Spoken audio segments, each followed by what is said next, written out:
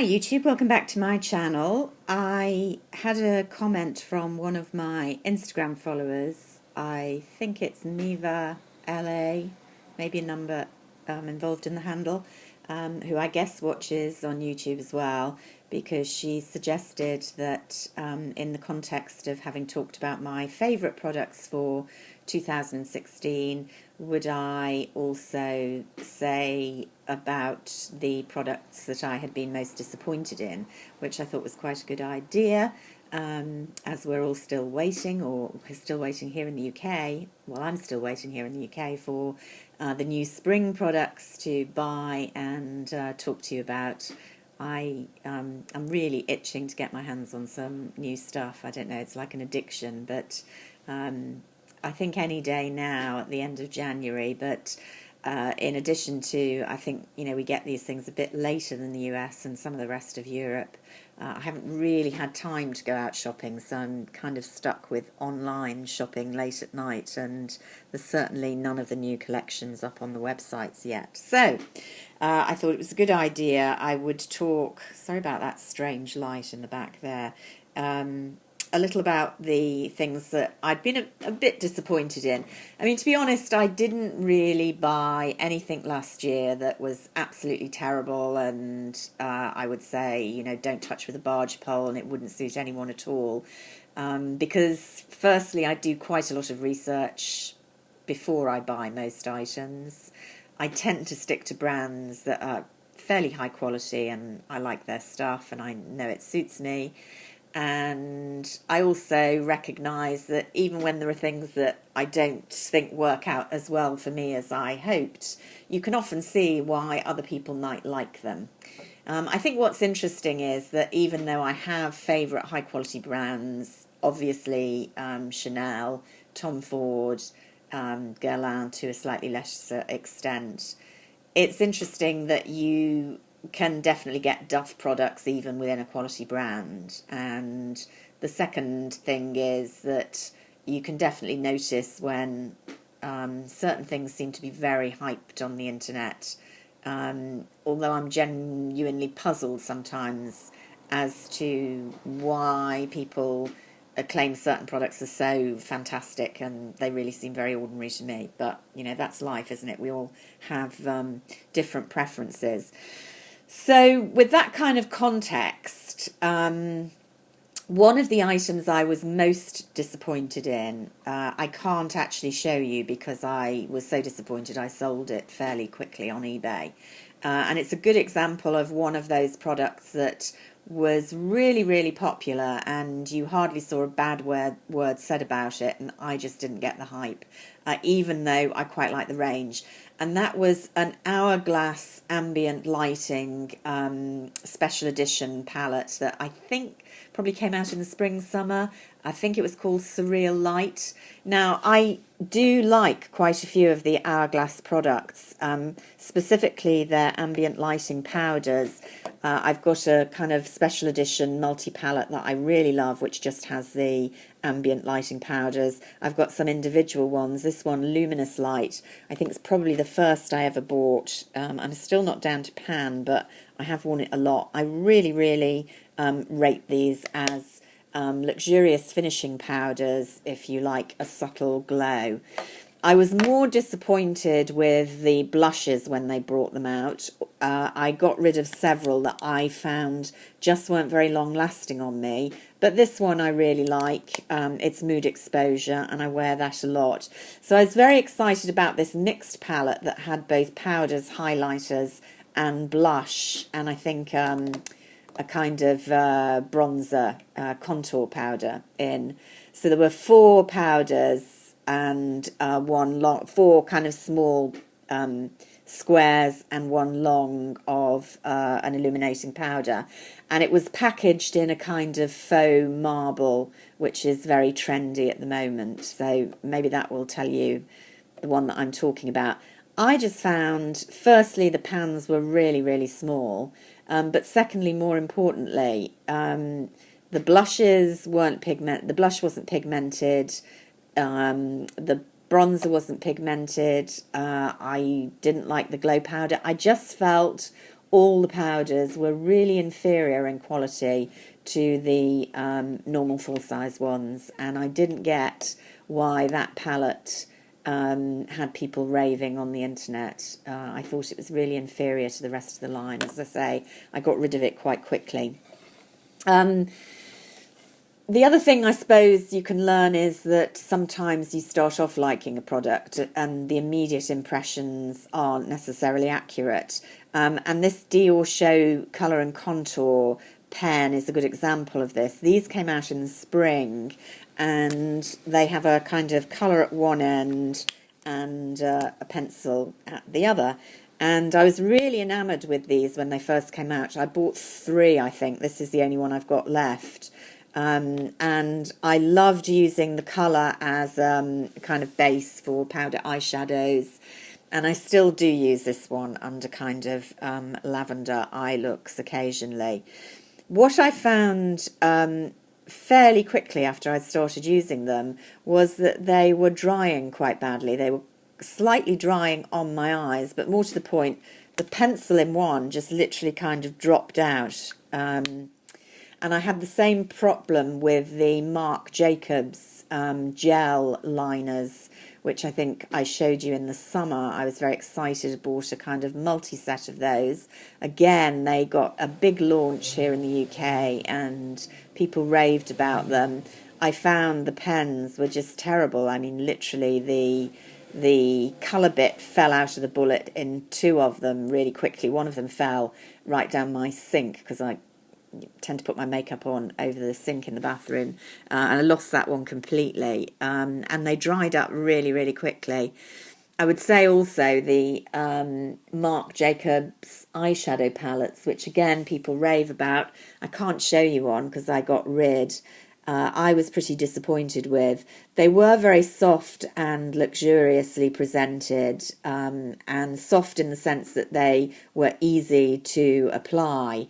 And you got, good, quick, thick swatches when you tried them out on the back of your hand.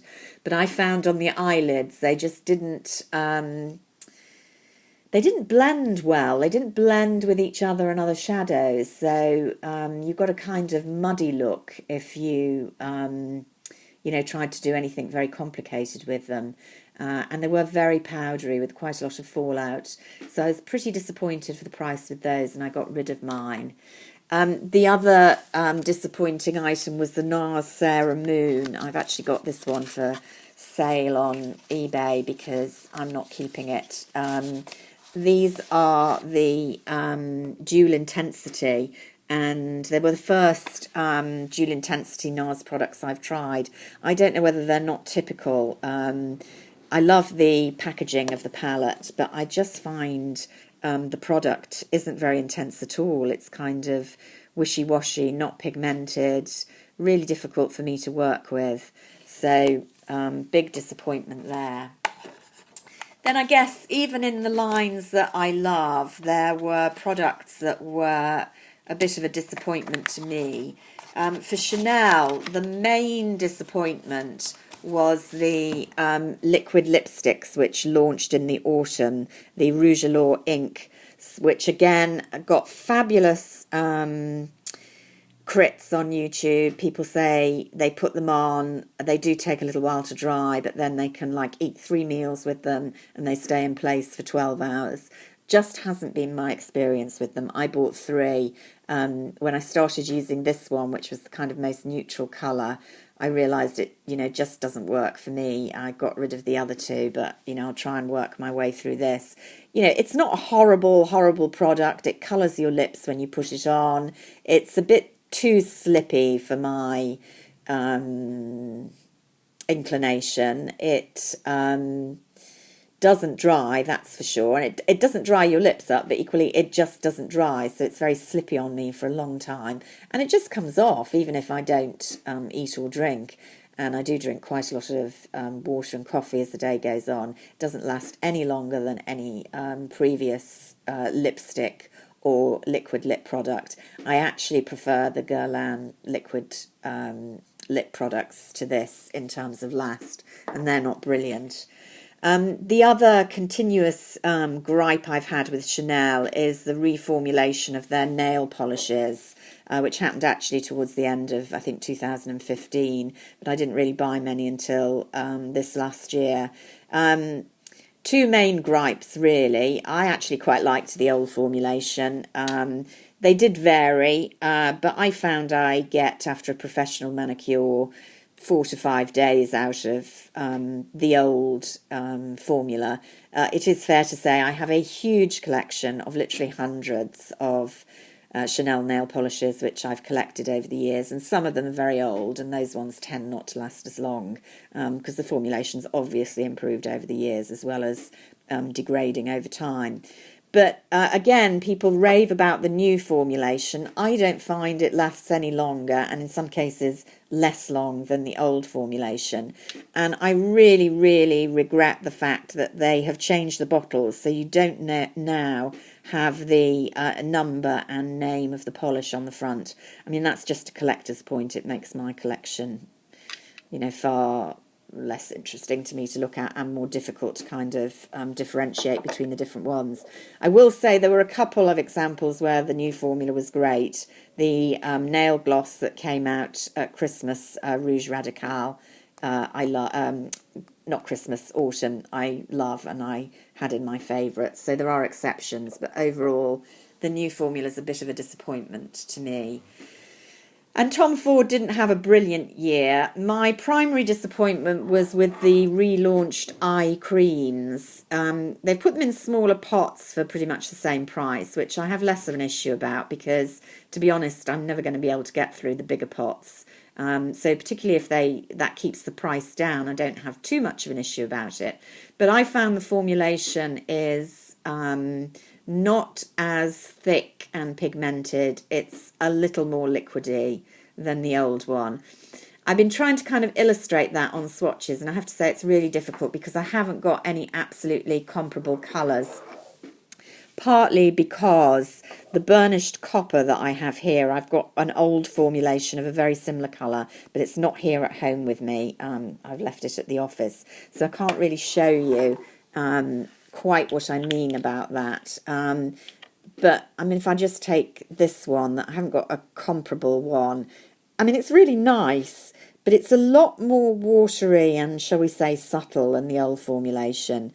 And maybe some people will prefer that, but I thought and still think that the old formulation was the best on the market. This is still good, don't get me wrong. Just a disappointment. I rushed out and bought 5 of them.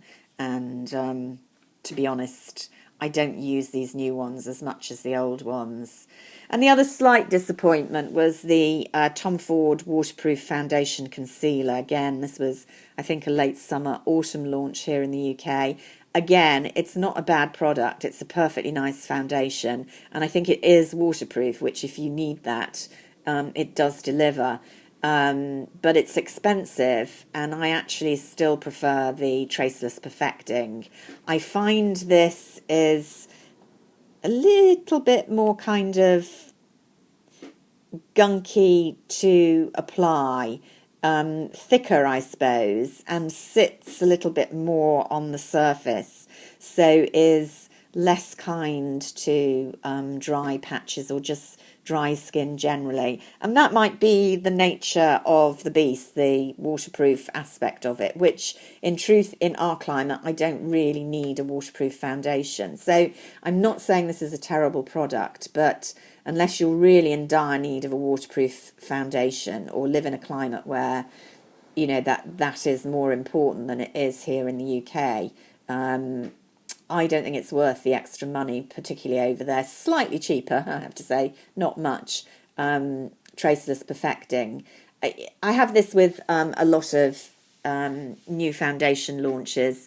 Same thing actually with By Terry. I love their Cover Expert, which is, I think, about £20 cheaper than their Densalis, which I don't find any better, and if anything, slightly more watery. So those were my kind of disappointments, not massive disappointments, but the things I loved less. But as you can see, quite a few of them, they're not unusable. I'm continuing to use them. And it's kind of, the nature of ranges. You're going to like some things more than others. And it's also, a result of things being hyped up, so that a perfectly decent product you have perhaps exaggerated expectations for, which simply can't be met. Anyway, until next time, see you again soon. Bye for now.